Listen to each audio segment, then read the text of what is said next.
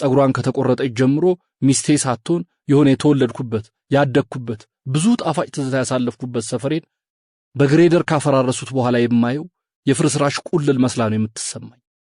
ፌቨን በስልጣኔ ግሬደር በፋሽን ትራክተር ዳግም ላትሰራ ፈራርሳለች። መፍረስ ቃሉ ያማል። ዕቃቃው ፈረሰ፣ ዳቦው ተቆረሰ ሲባል የልጅ ነገር አይደለም ለካ። ድፍን ዳቦው ላይ ያለው ግርማ ሞገስ ምራቅ የሚያስወጥ ጉምሸቱ ሲቆረስ ከሚኖረው ጋር እኩል አይደለም። ያም ዳቦ ይሄም ዳቦ ማለት የዋህነት ነው።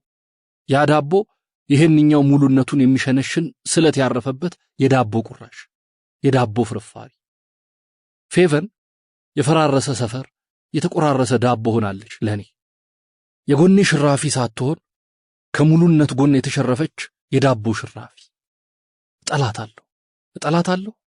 አዎ፣ ቆንጆና በአበባ የተዋበ ግቢውን በግዴለሽነት ያፈራረስበትን ሰው ማን ይወዳል? ፌቨንን በማፈቅራት ልክ ጠላኋት።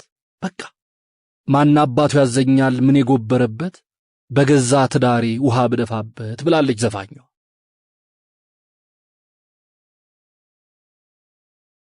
4 ዓመት በፍቅር ቆይተናል ከፌቨን ጋር።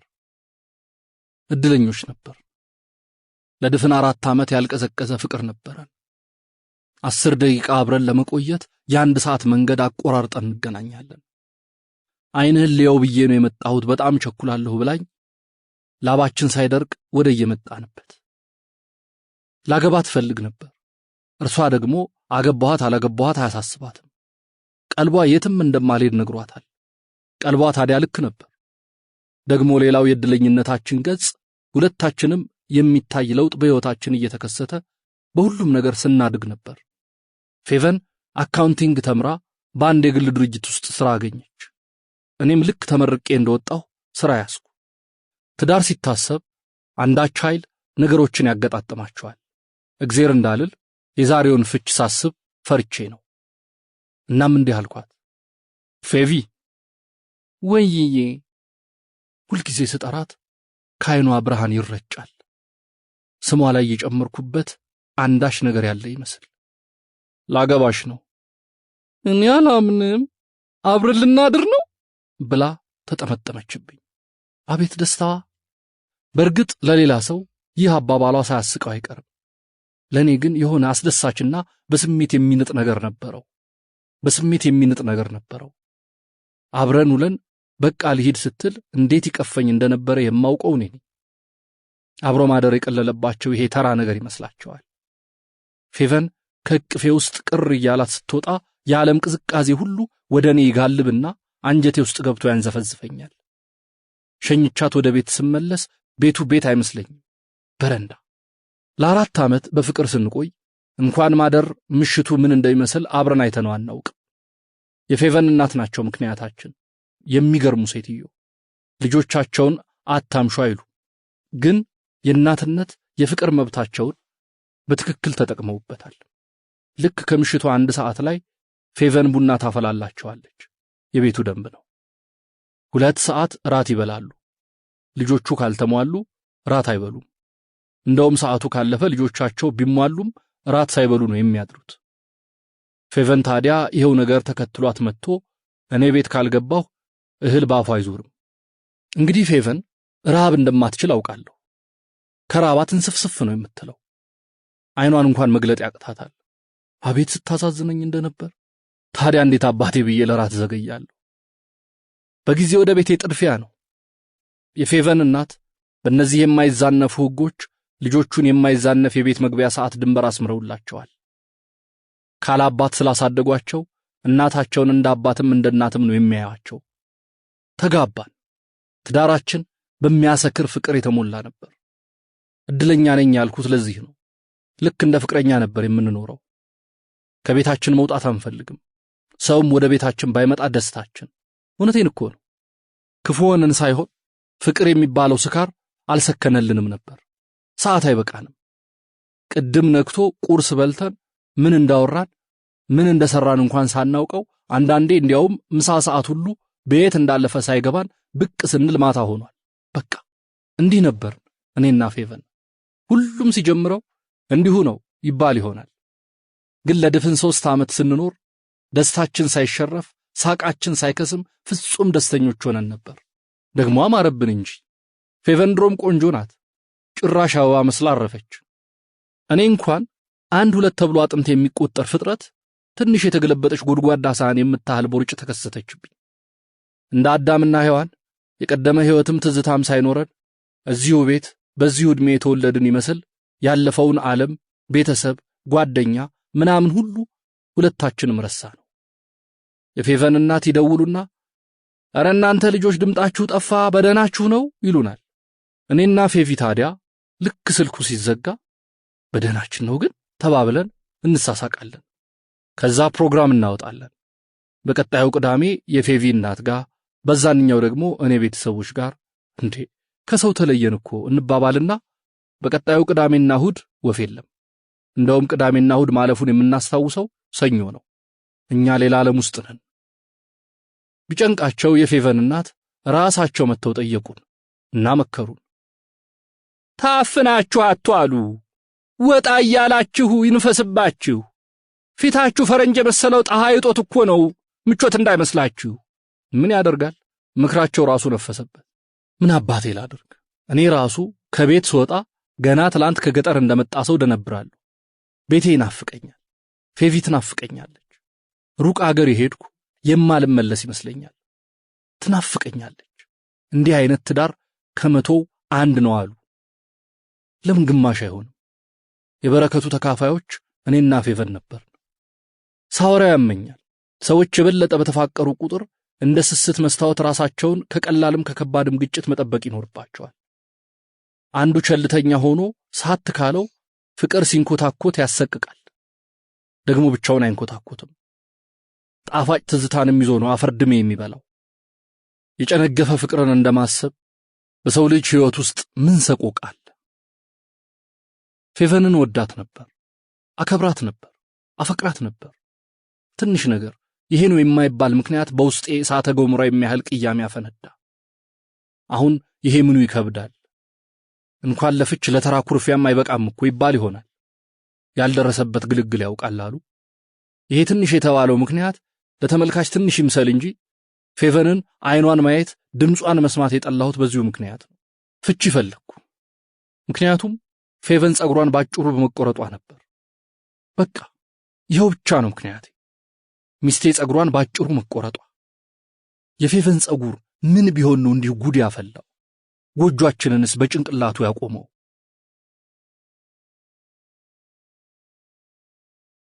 ፌቨን አልኳት፣ ሚስቴ ጸጉሯን ተቆርጣ የመጣች ቀን። አቤት አላለችኝ።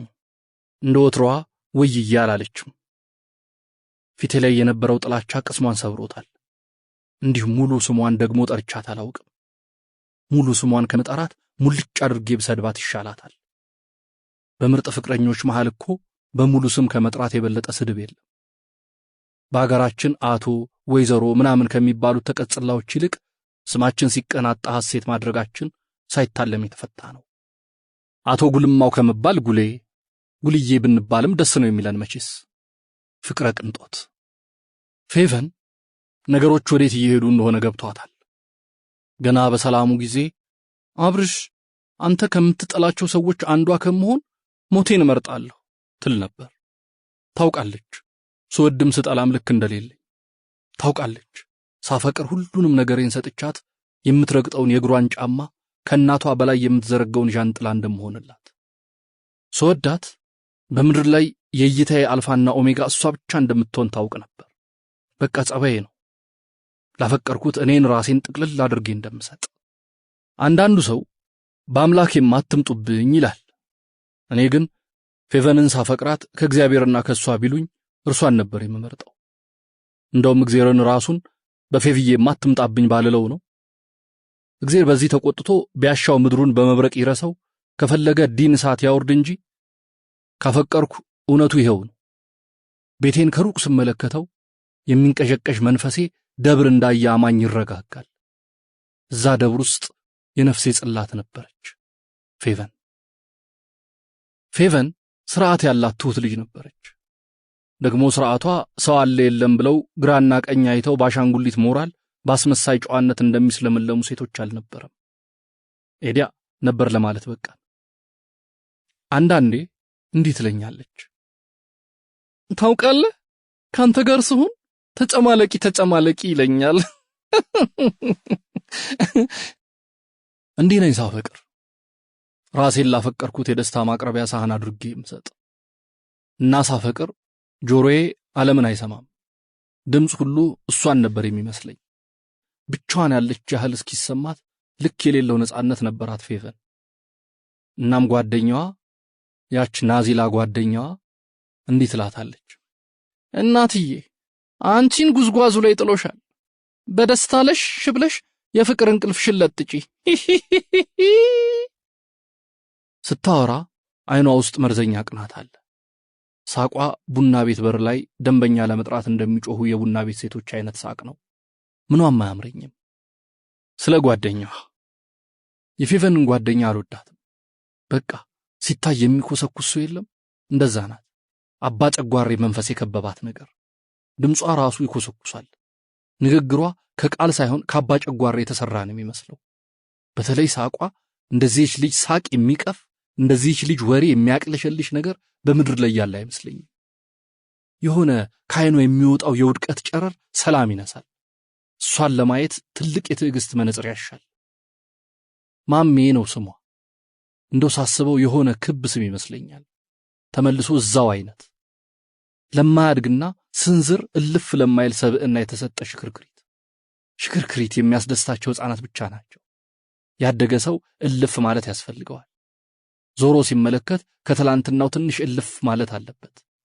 ትላንትም ትላንት ላይ፣ ዛሬም ትላንት ላይ፣ ነገም ትላንት ላይ የሚቆም ሰው ሌላው ቢቀር ትንሹ ነገር ትዝታ እንኳ በውስጡ የሻገተበት ይሆናል። ትላንት የሆነ ወንድ ጋር ሶደሪ፣ ዛሬ የሆነ ወንድ ጋር ላንጋ ነው፣ ነገ የሆነ ሰውዬ ጋር ምንትስ ሆቴል ራት፣ ዛሬ እንትና ሰርግ ላይ ሚዜ፣ ከነገ ወዲያ እከሊት ቀለበት ላይ አጃቢ፣ ጠዋት ሳውና፣ እስቲም ገለመሊ፣ ከሰዓት ጸጉር ቤት፣ ከውስጥ የቆሸሸ ስጋ እንደ ዶሮ በሙቋ ተዘፍዝፈው ስለዋሉ ይጠራ ይመስል ሕይወቷ እንደዛ ነው። በዛ ሄዳ በዚህ ወጥታ ተመልሳ እዛው እንዲሁ እንደዞረባት ሳታስበው የዕድሜ ሰዓቷ ዞሮ 38 ሆነ። ዕድሜ በየትኛውም ደረጃ መጥፎ አይደለም። እንደ ዕድሜ ካለመሆን በላይ በሽታ ግን ምን አለ?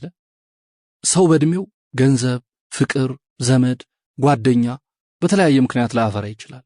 ግን ለዕድሜው የሚገባ ጥሩ ባህሪ መኖር ማንን ገደለ? አሁንም ቦርሳዋን አንጠልጥላ መንደር ለመንደር ከመዞር ሌላ ሥራ የላትም። አንዳንዴ ሳስባት የ38 ዓመት ሰይጣን ትመስለኛለች። ዝናብ ጠራራ ሳይል ኮሲ ለኮሲ ሲዞር የሚውል ሰይጣን። በዚህ ዕድሜም የሚገርም አቋም ነው ያላት። ወንዶቹን እንደ ለማዳ ውሻ ነው የምታስከትላቸው። ሕይወቷም ይኸው ነው፣ ወንድ ማስከተል፣ ወንድ መከተል። በቃ ሰውነቷ ከብዙ ወንዶች ኪስ በተዋጣ ቁርጥራጭ ሥጋ የተገነባ ነው የሚመስለኝ። የየድርሻቸውን ቢያነሱ ማሜ የምትባል ሴትዮ በምድር የማትኖር አይነት። እንግዲህ የዚች ዋጋ ቢስ ፍጥረት የልብ ጓደኛ ናት ሚስቴ ፌቨን። እዚች ሴትዮ ጋር ተይቅርብሽ አላልኳትም። ቤታችን ስትመጣ ፊት አልነሳዋትም። ቤቱ ሽቶ በምትለው ቅርናታም ነገር ሲታፈን፣ ስማቸው ተጠርቶ በማያልቅ መንጋ ወንዶች ተረት ጆሮዬ ሲደነቁር ፊት አልነሳዋትም። ለምን? የምወዳት ሚስቴ ጓደኛ ስለሆነ። በዛ ላይ ፌቨንን እንደምትቀናባት አውቃለሁ። አስተያየቷ ይነግረኛል። የፌቨንን ጸጉር በእጇ እየነካካች እኔ እኮ የሚገርመኝ ከርዝመቱ ብዛቱ ትላታለች። የፌቨንን ሰውነት ስትነካ ይቀፈኛል። አብራቸው በየስርቻቸው የወደቀቻቸው ወንዶች መንፈስ ሁሉ ሚስቴ ላይ እየሰፈረ ነው የሚመስለኝ። የሚስቴን ለስላሳና ጠይም ጉንጭ እየነካች እስቲ አንድ ቀን እስቲ ምን ንግባ፣ እኔ ጋብዝሻለሁ ፌቪ አፈር ስሆን ስትላት ትንፋሽ ያጥረኛል። አፈር መሆን ከፈለገች ለምን ብቻዋን አፈር አትሆንም? የኔ ሚስት እስቲም ስላልገባች። ከዚህ ሁሉ የሚከፋው ግን ወሬዋ። ወይኔ ወሬዋ! ሰው እንዴት በቅሌቱ አንቱ ለመባል ይጠራል? በእግዚአብሔር እኔ ጥሎብኝ ዋው እሷ እኮ ተጫዋች ምናምን ለመባል ብሎ የሚቀባጥር ሰው ያስመረኛል። ዋው እንትናዬ እንዴት አባቱ የሚጥም ተጫዋች መሰለሽ! ሙድ ያለው ጨዋታው ብትይ፣ የሚወስደኝ ቦታ ብትይ፣ በዛ ላይ አልጋ ላይ አፏን እስከ መጨረሻው ከፍታ ታሽካካለች። ይችን ሴትዮ ሳስባት ከእናትና ከአባት ሳይሆን እንደ ሙጃ ሕይወት ይሉት ዝናብ ዘንቦባት ድንገት ሜዳ ላይ ቱግ ብላ የበቀለች አረም ነው የምትመስለኝ። የሰው አራሙቻ። ከፌቨን ጋር የተዋወቁት በአንድ የግል ድርጅት ሲሰሩ ነበር። ማሜ ማለት እኮ እናት ማለት ነች ትላታለች ሚስቴ ይህችን ሴት ስታደንቃት። ይታያችሁ እናት፣ ለነገሩ እናት ናት። ፌቪዬ የኔ ማር፣ ይህን ሽንኩርት የሚባል ነገር እየከተፍሽ ቆንጅዬ እጅሽን ልታበላሽው ነው ትላታለች። ፌቨን ልታስተናግዳት ጉድ ጉድ ስትል እኮ ነው። ምክሯ ሁሉ ግራ ነው የሚያጋባው። አንዳንዴ ደግሞ እኔና ፌቨን የተመለከተች እንዴ እናንተ ሁለታችሁ ብቻ ናችሁ፣ የምን እንጀራ መጠፍጠፍ ነው? የቀን ሰራተኛ ቅጠሪና ወጥ ምናምን ሰርታ ፍሪጅ ውስጥ ማስቀመጥ፣ እንጀራ ከሱቅ ገዛ አድርገሽ መጠቀም። እንደው አበሻ ጓዳ ገብቶ ፍዳውን ካልበላ ካላቦካ ካልተጨማለቀ እሳት ላይ ካልተጠበሰ የበላ አይመስሉም አይደል እንዴ አብርሽ? ይህችን የመሰለች ማር የሆነች ልጅማ ሽንኩርት አታስከትፋት። ፌቨን ምሳ ሰርታ ይህቺ መካሪ በደንብ እያጣጣመች ከበላሽ በኋላ መልሳ እንዴት ትላለች? ላለለት ሰውማ ማን እንደ ቤት ምግብ እናቴ ትሙት ብሎ መሐላ አይቀፍም።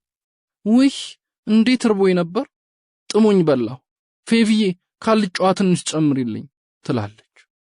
እውነቱን ለመናገር እንደዚህ ስትል ታሳዝነኛል። ሴት ራበኝ ስትል አልወድም።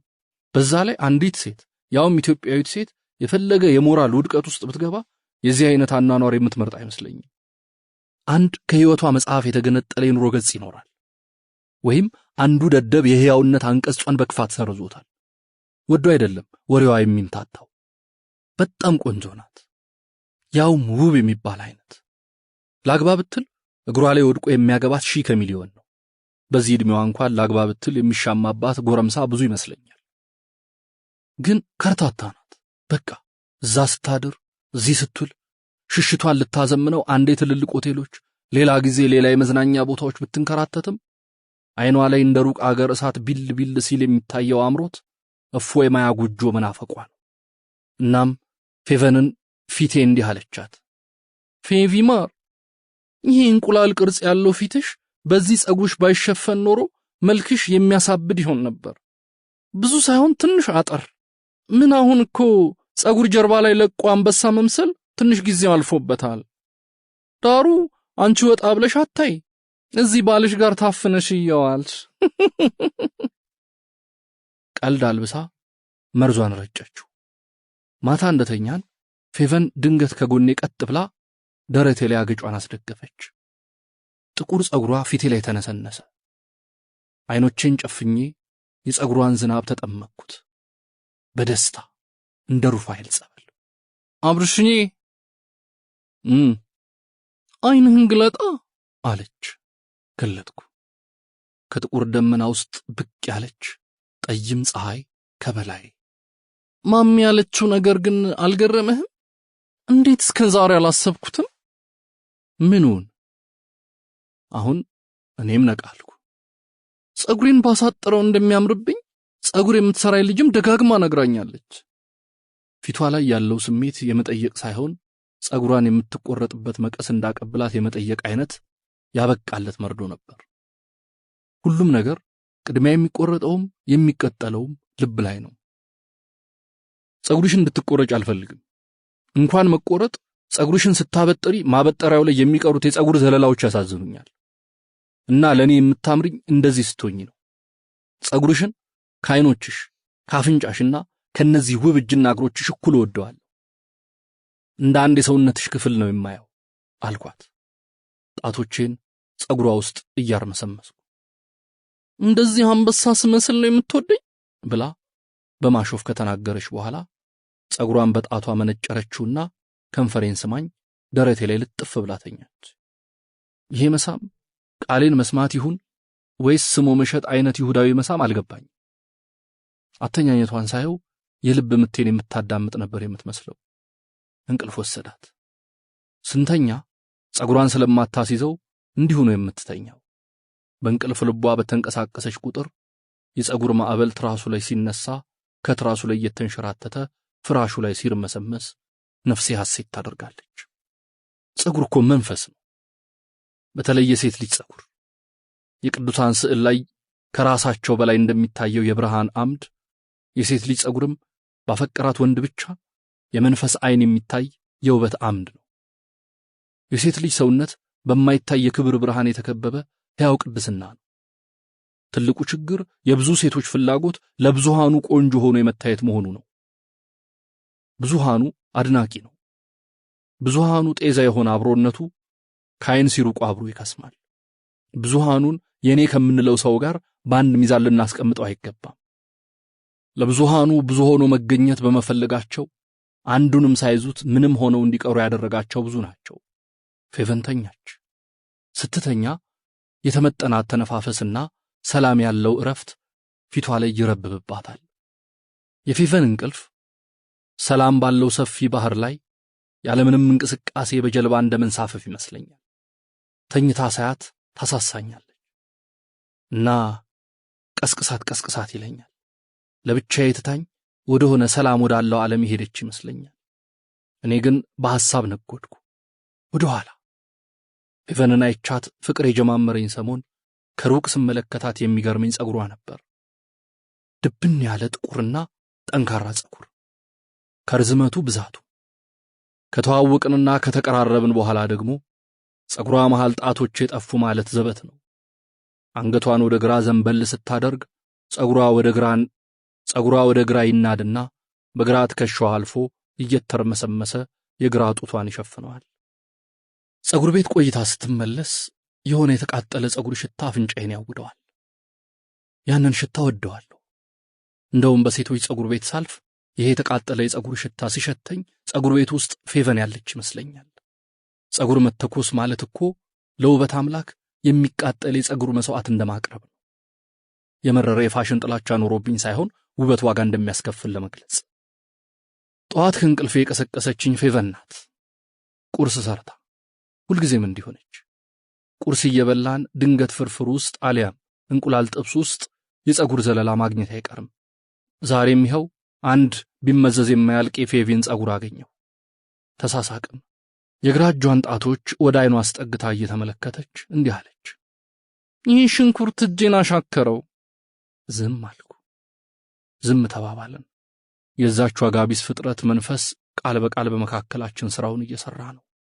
ማታ ከሥራ ስመለስ ፌቨን ፊቷ በሳቅ ተጥለቅልቆ ሶፋ ላይ ተቀምጣለች። ቤቱ በጣም ታፍኖ ቡና ቀራርቧል። ጸጉሯን ተቆርጣ ወደ ቢጫ የሚያደላ ወርቃማ ቀለም ተቀብቷለች። ዙሪያውን ጆሮ አካባቢ ተቀልብሶ ሲታይ ወርቃማ ኮፍያ ያጠለቀች ነበር የሚመስለው። ፈጽሞ አላማረባትም። የሆነ ነገሯ ተገፎ እርቃን ነገር ሆናለች። አንገቷ ወደ ላይ የተመዘዘ ይመስል ረዝሟል። የዚህች ልጅ አንገት እንዲህ የሙሿን ቀን እንዳወቀች ወፍ የሰለለ ነበር እንዴ? ትከሻዋ የሆነ የተራቆተ ተራራ መስሏል። ትላንት ገና ዛፉ የተቆረጠ። ፌቨን ነፍስ ይማር። ዘጋኝ። ማየት ዘጋኝ። መሳቅ ዘጋኝ። መኖር ራሱ ዘጋኝ። ጉዳዩ የጸጉር አይደለም። እሺ አሁንስ እንደሚያምርብኝ አመንክ አለችኝ። ድንገት ቆማ ወገቧን በመያዝ አንዴ ወደፊት አንዴ ወደ ኋላ እየዞረች በመውረግረግ ውበቷን ለማሳየት እጄን ልኬ ጸጉሯን ነካሁት። ማረጋገጥ ፈልጌ ነበር። እንደው የሆነ ተአምር ነገር ሆኖ ጥቁር ጸጉሯ ከወርቃማው ኮፍያ ውስጥ ቁልቁል እንዲዘንብ በልቤ እየጸለይኩ። የፌቨን ጸጉር በቦታው የለም። በቃ የለም። ጸጉሯን አፈቀኝ። ፌቨን ናፈቀች። የኔ ፌቨን ከነ ጥቁር የጸጉር መጋረጃዋ። በእጇ ወደ ኋላዋ መለስ የምታደርገው ጥቁር ዘንፋላ ጸጉሯ ጠፋ።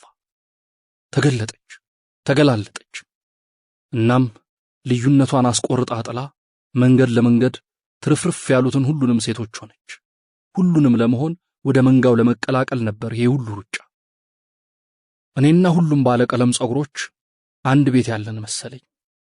ቢሮ፣ ሱፐርማርኬት፣ ካፌ ውስጥ፣ ታክሲ ውስጥ፣ ቡና ቤት ውስጥ፣ የዘፈን ክሊፖች ውስጥ ስልችት ያሉኝ ሴቶች ቤቴ አደባባይ የሆነ መሰለኝ። አካባጆኜ ነው አይደለም። ተቆረጥሽው አልኳት። ጥያቄ አልነበረም። አብርሺ ጸጉር ቤት የሚሰሩኝ ልጆች እንዴት እንደተገረሙ! ይህን ያህል የሚያምርብሽ አልመሰለንም ነበር አሉ። የጸጉር ቤት ሰራተኞች ብዙዎቹ ለሚሰሯቸው ሴቶች የሚሉት ተመሳሳይ ነገር።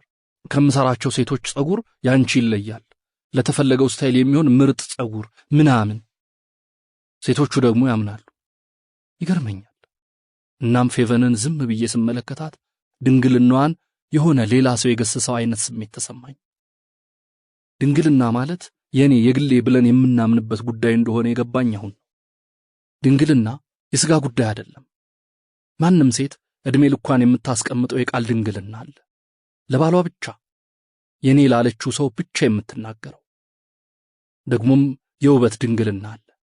ፋሽንም ዘመንም የማይገሰው የኔ ለምንለው ሰው ብቻ እርካታ የተፈጠረ ያንን ድንግልና ነው አስረክባ የመጣችው። አካባጅ አይደለሁም። ፌቨን ራሷ ምስክር ናት። ስንቱን ጉድ ወሳኝ የሕይወት ስንክሳር በቸልታ ሳልፈው ታውቀኛለች። ይሄ ግን ከዛ ቀን ጀምሮ ዘጋኝ። ሁሉም ነገር ዘጋኝ። አዝናለሁ አልኳት። የፊቴ መቀየር አስደንግጧታል። ድንጋጤዋ ደደብ መስላ እንድትታየኝ አደረገኝ። ሚስቴ ደደብ ከመሰለችኝ ቃሉን በማሰቤ ራሱ ወይኔ በቁሜ ሞቻለሁ አሊያም የሚስቴ ህልውና በውስጥ ያክትሟል። የሆነ ዓለም ግማሽ ጎኗ የተሸረፈ መሰለኝ። ክብር ራሱ ግማሹ ተሸርፎ በንቀትና በጥላቻ ምድር ላይ የተከሰከሰ። አብርሽ አልወደድከውም አለችኝ ግራ ገብቷት እንደቆመች። እንዴት ነው አንገቷ ተመዞ የሆነ ቆቅ ነገር የመሰለችው? በእግዚአብሔር ወደ እሷ ማየት ቀፈፈኝ። መኝታ ቤቴ ገብቼ ተኛሁ። ልክ እንደ ብርሃን በሆነ ቀዳዳ ገብታ ፊቴ የምትቆም ይመስል ጥቅልል ብዬ አየር እንኳን እንዳይገባ ታፍኜ ተኛሁ። ግን ምን ያደርጋል፣ በጨለማው ውስጥ ወርቃማ ጸጉሯ እያብረቀረቀ አእምሮዬን ሞላው። እንዴ እራት አንበላም እንዴ አለች። እምባ እየተናነቃት ነበር። ድምጿ ያሳብቃል። አብረን በትዳር በቆየንባቸው ጊዜያት ለመጀመሪያ ጊዜ ነበር እንዲህ መጥፎ ፊት ያሳየኋት። በቀጥታ መታ የለበስኩትን ያልጋ ልብስ ገፋ ወደዛ ጣለችው። አራስ ነብር ሆና ነበር። አንተ ራስህን በምን ሂሳብ ነው የምታስበው? ማንኛውም ሴት የምታደርገው ተራ ነገር ነው ይሄ። ለምን ታሳቅቀኛለህ? ይኸው ማንኛውም ሴት ሆነች ሚስቴ። ያልወደድከው ነገር ካለ መናገር ትችላለህ። ምን ተፈጥሮ ነው እንዲህ የሚቀያይርህ? በእልህ አይኗን ጎልጉላ ነበር የምትናገረው። እንዲህ ጮኻ ስትናገር ሰምቻት አላውቅም። ግን ምን ዋጋ አለው? ጩኸትም ቁጣም የሚያስደነግጠው ለካ ለተቆጩ ባለን ክብርና ፍቅር ልክ ነው። ይሄ ባንዴ ከውስጤ የተነነው የፌቨን ነገር ግርማ ሞገሷንም ድራሹን አጥፍቶት ይህን ሁሉ ጩኸቷን በሰፈራችን እያለፈ ቁራሌ ከሚል ሰው ጩኸት እንኳን ለይቻ አላየሁትም። ድንገት ውስጤን ፈንቅሎ በወጣ ጩኸት አስቀያሚ አልኳት። በድንጋጤ ሽምቅቅ አለች። አቤት ብልግና! ከየት አባቴ ነው እንዲህ መጅረት አድርጌ ያወጣሁት? ለካ ጨዋ የምንሆነው በትርፍ ጊዜያችን ነው። ወደ ዋናው እኛነታችን በቁጣ አሊያም በደስታ ስንዘፈቅ ብልግናችን እንዲህ እርቃኑን ይቆማል። ፌቨን የጨው አምድ ሆና ቀረች። ያልጋ ልብሱን ገፍፌ እየጎተትኩ ወደ ሳሎን ሄድኩና ሶፋ ላይ ተኛሁ። አልተከተለችኝም። እንኳን አልተከተለችኝ ተቀያይሬ ነበር። የሆነ ነገር ባደርጋት ደስታዬ ነበር። ከሆነ ረጅም ሕንጻ ላይ ብገፈትራት ነገር ጭካኔ ይመስላል አይደል? ግን ቦታው ላይ ካልሆኑ ስሜቱ አይገባም። ለካ ሰው ሚስቱን በገጀራ አንገቷን አላት ምናምን የሚባለው በእንዲህ አይነቱ አጋጣሚ ነው። ትህትና፣ ዘመናዊነት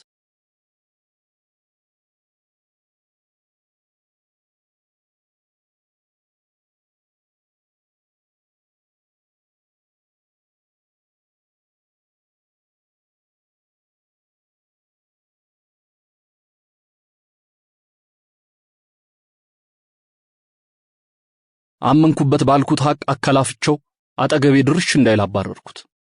ምን ላድርግ? ሳሎን የተቀመጠ ስልኩ ሲጠራ ሚስቱ እንዳታነሳበት ባፉ እስኪደፋ ከሻወር ወደ ሳሎን የሚሮጥ ወንድ ልምከርህ ሲለኝ ምን ላድርግ ታዲያ? መተዋወቃችን እኮ ነው ችግሩ። ሐቅ መቼስ ለራስ ነው ሰላም የሚሰጠው። እኔ እንዳይሆን የምፈልገውን ነገርም ሚስቴ ከኔ ፍላጎት ውጭ ልታደርግ አንዳች ስልጣን የላትም። የራሴ የምትለው ሰውነት የላትም።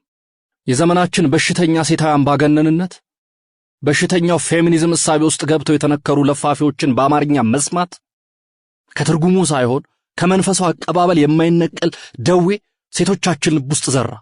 እነሱም ያሰቡትን ነጻነት ላያገኙ፣ እኛም ካንዷ ወደ ሌላዋ ያደግንበትን የወንድነት ክብር ፍለጋ ስንዘል ዘመን ጣጥሎን ብስ። የሴት ልጅ ክብር በፍቅር እንጂ በትጥቅ ትግልም በአደባባይ ጮኸትም አይመጣም። በቤቱ ሚስቱ የገፋችው ፍቅረኛው ያቀለለችው ወንድ ሺህ ሕግ ሚሊዮን መመሪያ ቢወጣ ሴትን ያከብራል ማለት ዘበት ነው። አባትና እናቱ ሲደባደቡና ባለመከባበር አፍ ሲካፈቱ እያየ ያደገ ሕፃን በአባቱ ሲወጣ እያዩ ልጅ የፍቅር ገመድ ነው ይሉናል። በጥላቻና በመናናቅ ትዳር ውስጥ የበቀለ ሕፃን የፍቅር ሳይሆን የማህበረሰቡን ሕግና ባህል ማነቂያ ገመድ ነው። ብዙዎቹን ዘመናዊነት ፍዳቸውን የሚያበላቸውን ሴቶች ታዘብ እስቲ። መነሻቸው ፍቅሩን አሟጦ እየተቋሰለ የኖረ ግድ የለሽ ቤተሰብ ነው። ካልተፋቀርን ምን አወላለድን? ልጅ አሻንጉሊት አይደለም። ቃላችንን ማጽናት ሲያቅተን ስጋ ለበስ ሐውልት ቤታችን ውስጥ ተክለን ልናመልክ ይዳዳናል። ልጅ ወለድን ብለን አንመጻደቅ።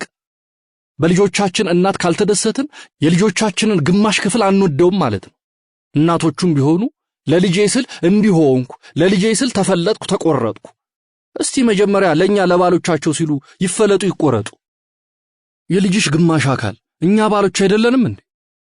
እነዚህ ኮተታም ዘፈኖችና ፊልሞች በቀጥታም በተዘዋዋሪም የወንድን ልክስክስነት ለሴቶቻችን ሲሰብኩ ታዲያ ለማን ብለሽ ነው የምትታመኙ እያሉ ለመደዴነት ሚስታችንን እህታችንን እያዘጋጇት መሆኑን ዘግይቶ ነው የሚገባል። እና ሚስቴ ካለ ፈቃዷ ጸጉሯን ተቆረጠች ስል መብቷ ነው ቅብጥርስ የሚለኝ መብዛቱ መልሶ እኔኑ ይገርመኛል። ትዳርም ይሁን ፍቅር ለወደዱት ሁሉን ነገር መስጠት ነው። ግማሽ መሰጠት የሚባል ነገር የለም። እዚህ አዲስ አበባ ብልጣብልጥ ነፍሶች ፍቅርን እንደሚሸቅጡት አይነት ማለት ነው። እንዳሻኝ ዘላለው ማለት የፈለገ ጓዙን ጠቅልሎ እዛው ተራ ዝላዩ ላይ ሲጀመርም ጭብጨባው አምሮት እንጂ እንዲህ አይነቱ አጋር የትዳር ወኔው የለውም። ልክ በመንፈሳዊ ዓለም አንድም ከእግዚአብሔር አንድም ከሰይጣን እንደሚባለው በትዳርም አንድ እግርን ትዳር ውስጥ ሌላኛውን አጉል ምኞት ውስጥ ማቆም የለም። ጥቅልል ብሎ መሰጠት ካልሆነ ጓዝን ጠቅልሎ ወደ መሄጃው ከተልካሻ አብሮነት ከጠነዛና ከደነዘዘ የሁለትዮሽ ስብሰባ ብቸኝነት በስንት ጣዕሙ። በዚህ ሆድ በባሰው ለዛቢስ ጊዜ ጋብቻን የልጅ ማሽን አድርጎ የሚመለከቱ ወላጆች ክፉኛ ተበራክተዋል። ይሄ ነገር ይቆጨኛል። ሆድ እንደባሰኝ ላውራው። የፍቅር ሰንሰለት ያላቆራኘው ልባቸውን በመውለድ ሊያጣምሩ የሚደክሙ ቃል ነው ማሰሪያው፣ ልጅ አይደለም። ቃል ነው ስጋ ለብሶ ልጅ የሚሆነው። አብርሽ ውለዱ፣ ልጅ ቢኖር እንዲህ በትንሽ በትልቁ አትጋጩም ይሉኛል። እንኳን ካለ ፈቃዴ ጸጉሯን ተቆርጣ ያንዲት በየቤቱ መዞርን ትዳር ያደረገች ሴት ምክር ሰምታ ይቀርና ሳስነጥስ ይማርህ አላለችኝም ብዬ መፍታት እችላለሁ። ልጅም ምንም አያግደኝም። ዋናው ያልበጀ ቅራሪው ሰው ፈጀ። ሚስቴ ካለ ፈቃዴ ጸጉሯን ስለተቆረጠች እፈታታለሁ። እንኳን ጸጉሯን መቆረጥ እኔ በማልወደው ስታይል ማበጠርም እንደሌለባት የጉልበት ሕግ ሳይሆን የአብሮነትና የመተሳሰብ መርህ ሊያስገድዳት ይገባል። ይህ ካልገባት ሚስቴ ደንዝዛለች። የሆነ የማስተዋል ችሎቷ ተወስዷል። መተሳሰብንና ፍቅርን ችላ ከማለት ሕግን ችላ ብትል ይሻልሃል። መብቴ ነው ይሉት ጥራዝ ነጠቅ እምቧ ከረዩ ሕጋዊ ቢሆንም ከሰባዊ ጥላቻ ግን አያድንም። ሕግ ኑሮህን ከእንከን ይከላከላል እንጂ ራሱ ኑሮ አይሆን። የአንድ ፍቅረኛ ትልቁ ብቃት መርታት ሳይሆን ያፈቀረውን ሰው በፍቅር መርታት መቻሉ ላይ ነው።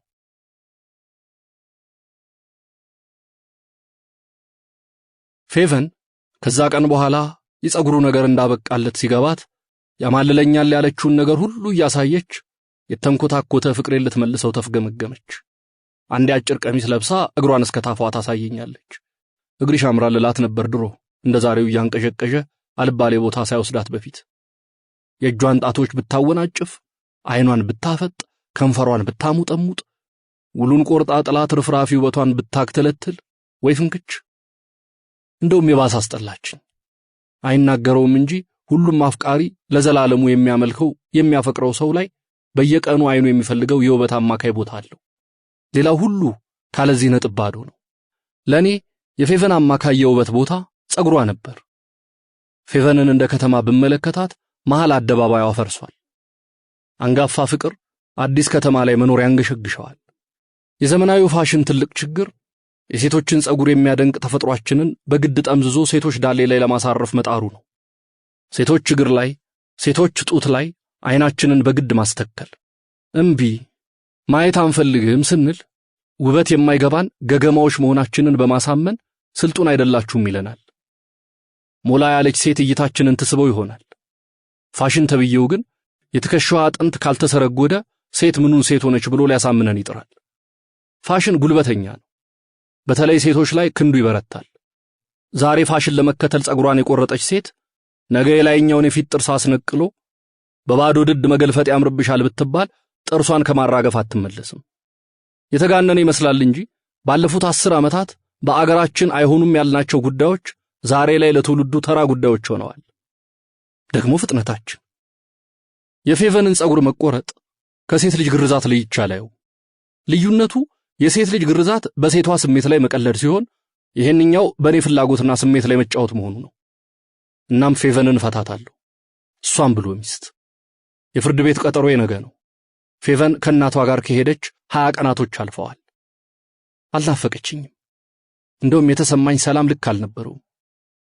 ትንሽ የተሰማኝ ፌቨንንም ሆነ እናቷን በገንዘብ የምረዳቸው እኔ ነበርኩ። በዚህኛው ወር ግን ምንም አልሰጠኋቸውም።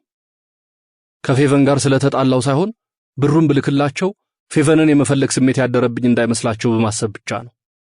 ከፌቨን ጋር ከተለያየን በኋላ ብዙዎች እንዳሰቡት ስትናፍቀኝ ማሪኝ ብዬ ቤቷም አልሄድኩ፣ ስልክም አልደወልኩ። እንደውም አንዳንዶች ሚስቴ ቤቱን ጥላልኝ ስትሄድ ቤቱ ሊበላኝ ደረሰ፣ ጭር አለ፣ ኦና ሆነ ምናምን የሚሉት ነገር ለምን እንደሚባል ገረመኝ። በጣም ነው ቤቱ የተስማማኝ። ገነት ነው የሆነብኝ። ምግብ ራሴ አበስላለሁ፣ ቤቴን በደንብ አጸዳለሁ፣ አነባለሁ፣ ፊልም ያለው። እንደውም ከዚያ ፌቨን ከምትከፍተው አሰልቺ የቴሌቪዥን ድራማ ተገላገልኩ እና ደግሞ ሰላም ሆንኩ። እንደውም ባልና ሚስት የፈለገ ቢፋቀሩ ትንሽ መለያየት፣ ራሳቸውን የሚያደምጡበት ሱባኤ መሰል ብቸኝነት ታስፈልጋቸዋለች ብዬ አሰብኩ። ፌቨንን ለራሴ እንኳን ስሟን በውስጤ መጥራት ይቀፈኛል። በቃ በተፈጥሮዬ ወግ አጥባቂ ነገር ነኝ ማለት ነው ብዬ አሰብኩ። እና እንዴት ይህን ሁሉ ዓመት አብራኝ የኖረች ሴት ያውም በፍቅር ተነስታ ስትሄድ ምንም ሳይመስለኝ ቀረ። ለደቂቃ መኝታ ቤታችን ውስጥ ስትበር የነበረች ትንኝ እንኳ በሆነ ሽንቁር ስትወጣ የሚናፍቅ ነገር አላት።